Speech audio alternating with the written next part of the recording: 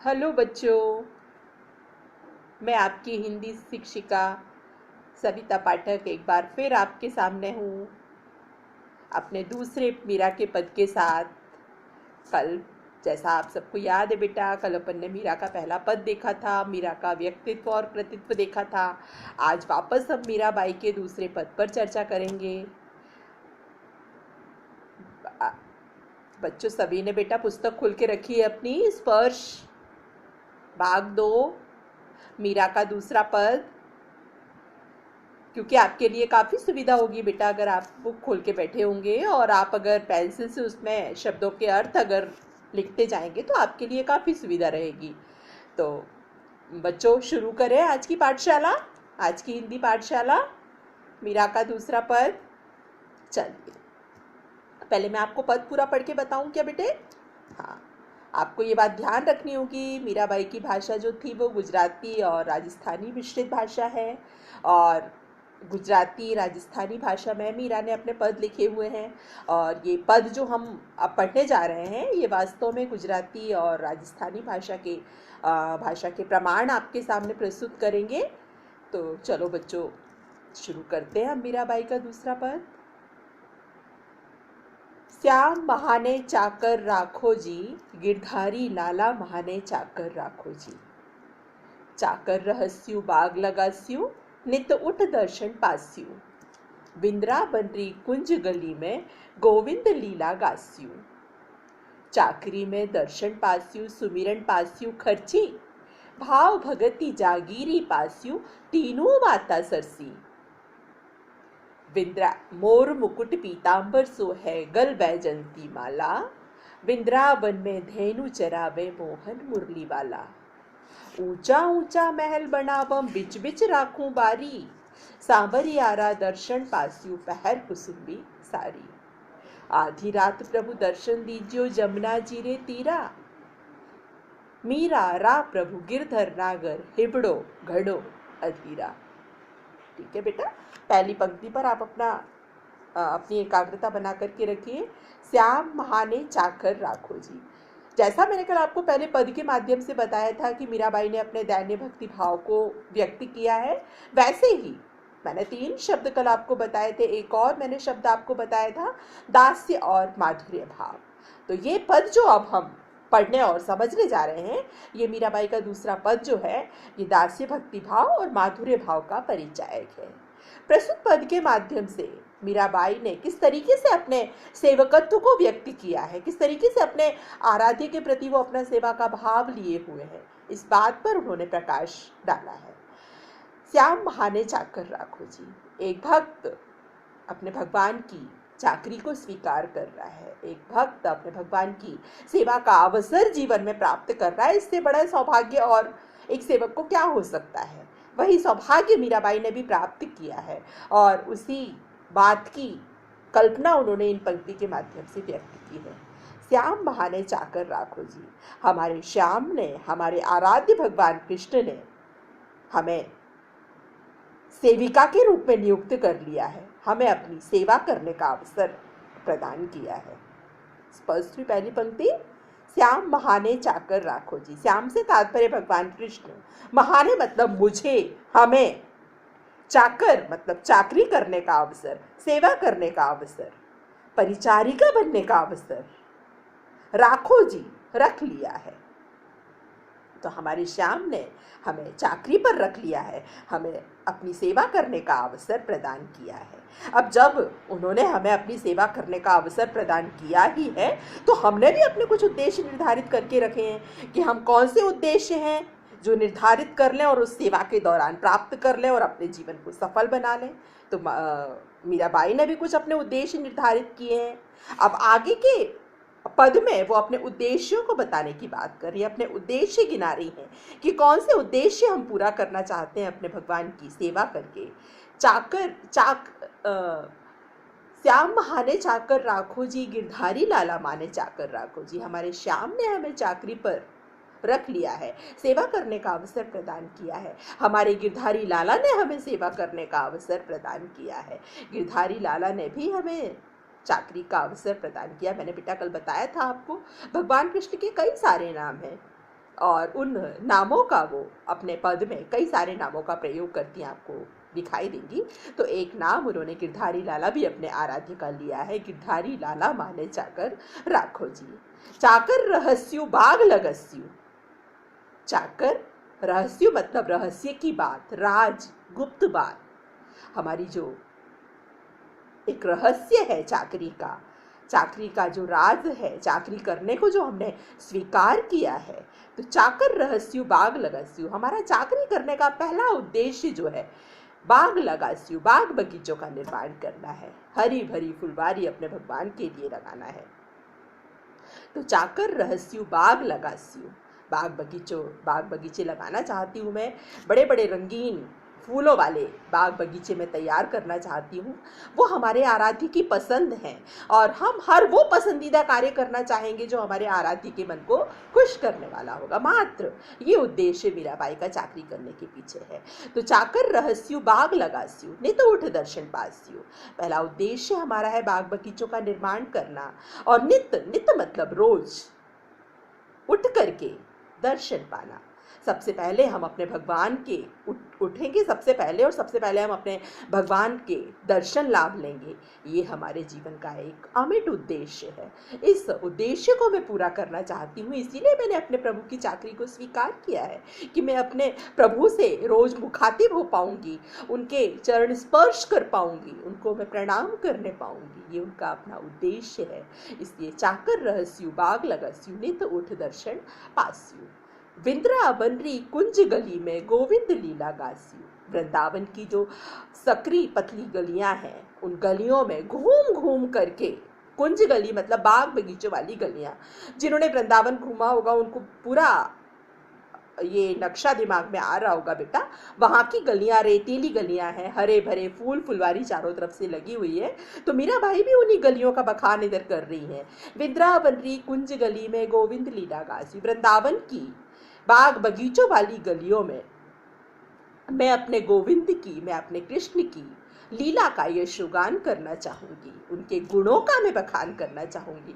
हमारे आराध्य कितने महान हैं, उनकी महानता के प्रमाण मैं अपने गायन के माध्यम से दूंगी। इसलिए मैं वृंदावन की कुंज गलियों में उनके गुणों का बखान करूँगी। ये भी उनका अपना चाकरी करने का महत्वपूर्ण उद्देश्य है। चाकरी में दर्शन पास्यु सुमिरन पास्यु खर्ची। चाकरी का हमारा जो उद्देश्य है वो ये भी है कि ईश्वर के लगातार दर्शन करते रहना, दर्शन लाभ लेते रहना। इसलिए चाकरी में दर्शन पास्यु, चाकरी का उद्देश्य हमारा दर्शन प्राप्त करना है। और सुमिरन पास्यु खर्ची। अब इधर खर्ची के माध्यम से मीराबाई ने बहुत महत्वपूर्ण बात कही है, स्मरण। सुमिरन मतलब स्मरण। मीराबाई इधर कहना चाहती हैं ये भगवान के नाम का स्मरण एक ऐसी सहज मानवीय प्रवृत्ति है कि अगर इसमें जीवन में हमने अगर ईश्वर के नाम का स्मरण करने का ठान लिया है तो निश्चित रूप से उस स्मरण की अवधि में हम दिन पर दिन कैसे बढ़ोतरी करते जाएंगे, ये मीराबाई बताना चाह रही हैं। ये ऐसी स्मरण की प्रवृत्ति ऐसी है जिसको हम जितना ज़्यादा ईश्वर पर व्यय करेंगे समय को, उतना ज़्यादा व्यय करने की क्षमता हमारे अंदर आती जाएगी। अर्थात मैक्सिमम टाइम, अधिकतम टाइम हम ईश्वर के चरणों में या ईश्वर के नाम का स्मरण करना चाहेंगे। ये मीराबाई ने इधर खर्ची शब्द के माध्यम से कहने का प्रयास किया है। भाव भगति जागीरी पास्यु तीनों बाता सरसी। भाव भगति जागीरी पास्यु, भाव भक्ति और स्मरण, इनको मीराबाई ने अपनी जागीर माना है, अपनी विरासत माना है, अपना महान धन माना है, महापूंजी माना है। भाव भगति जागीरी पास्यु तीनों बाता सरसी। ईश्वर के भाव भक्ति और स्मरण का जो हमें ये सुनहरा मौका मिला है, ये हमारे जीवन की बहुत बड़ी पूंजी है, महाधन मिल गया है ये हमारे जीवन का, ऐसा मीराबाई मानती है। तीनों बाता सरसी, ये जो तीनों बातें हैं, कौन कौन सी तीनों बातें बेटा? भाव भक्ति और स्मरण। ये तीनों बातें हमने भगवान से जो भगवान की परिचारिका बनके, भगवान की सेविका बनके जो हमने ये तीनों बातें प्राप्त करनी है, ये हमारे जीवन का महाधन है। बहुत हम मेहनत करते, मिन्नतें करते, तब हमें ये सौभाग्य मिलता जो हमें थोड़ी से ही चाकरी करने से, एक थोड़ी सी सेवा मात्र करने से हमें ईश्वर की जो ये बात, ये जो संपर्क, ये जो सानिध्य हमें ईश्वर का प्राप्त हो रहा है, इसको मीराबाई अपना बहुत बड़ा सौभाग्य मानती हैं।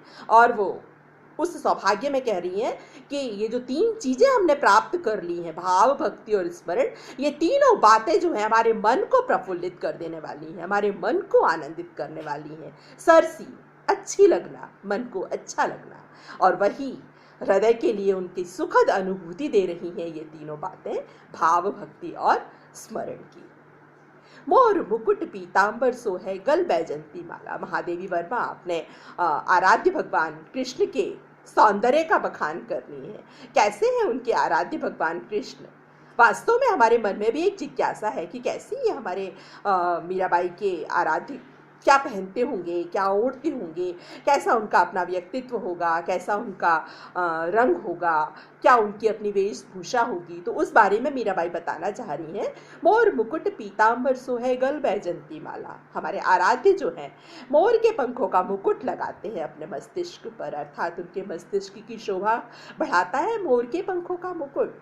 मोर मुकुट पीतांबर सोहे, पीतांबर पीले वस्त्र, हमारे आराध्य के माथे की शोभा मोर के पंखों का मुकुट बढ़ा रहा है। और पीले परिधान जो उन्होंने पहने हुए हैं, पीतांबर, वो उनके शरीर पर बहुत शोभित हो रहा है। क्योंकि आपको पता होना चाहिए भगवान कृष्ण का सांवला शरीर था, और उस सांवले शरीर पर पीतांबर पीले वस्त्र जो थे वो उनके सौंदर्य में 4 चांद लगा रहे थे। तो मोर मुकुट पीतांबर सोहे गल बैजंती माला, उनके गले की शोभा जो है वो बैजंती के फूलों की माला बढ़ा रही थी।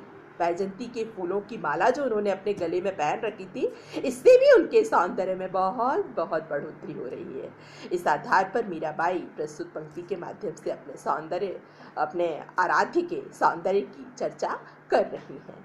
वृंदावन में धैनु चरावे मोहन मुरली वाला। हमारे आराध्य ऐसे ही हैं जो वृंदावन में गायों को चराने का भी काम करते हैं। गायों से, बछड़ों से भगवान कृष्ण को असीम स्नेह रहा है।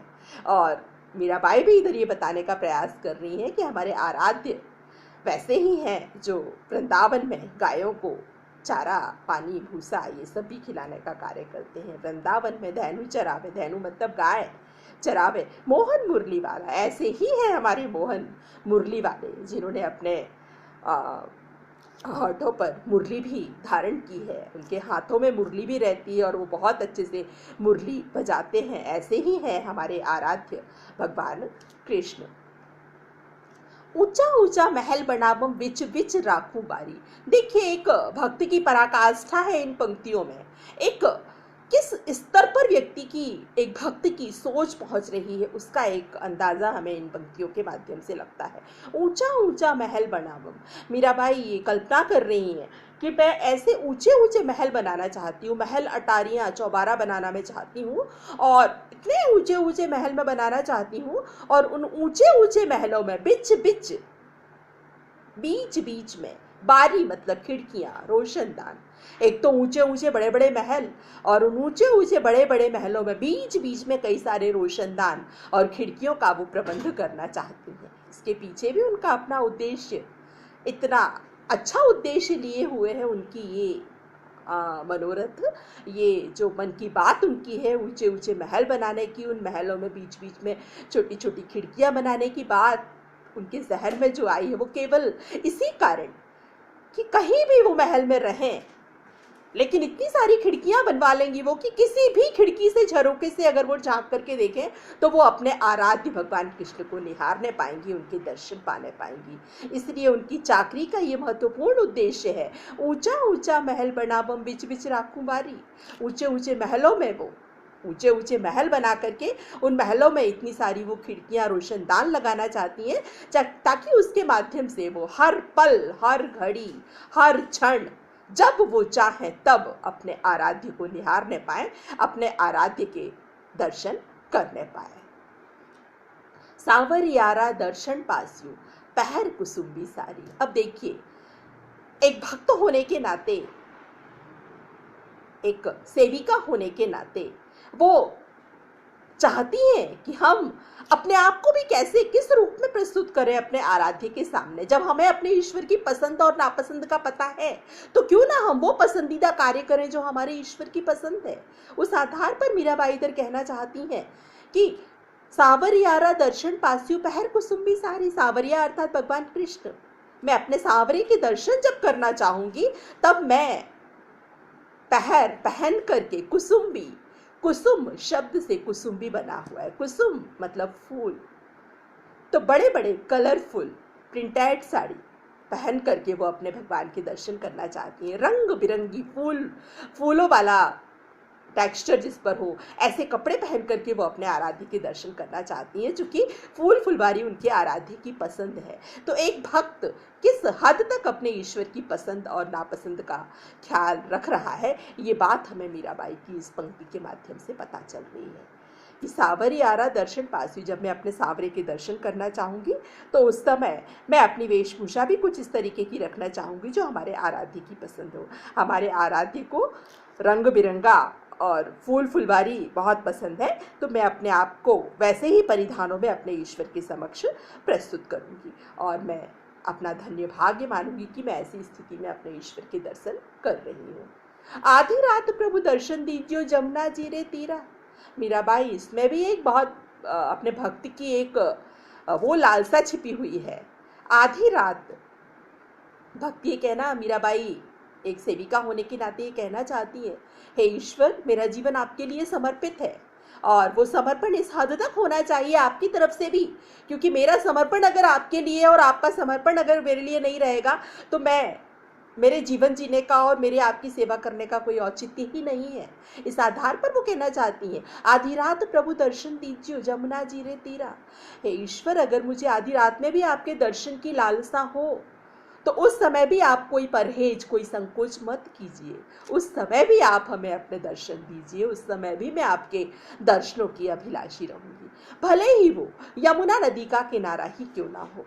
यमुना नदी का एक निकटतम संबंध बनता है भगवान कृष्ण से, इसलिए मीराबाई ने यमुना नदी को एक उपमान के रूप में प्रस्तुत किया है प्रस्तुत पद के माध्यम से।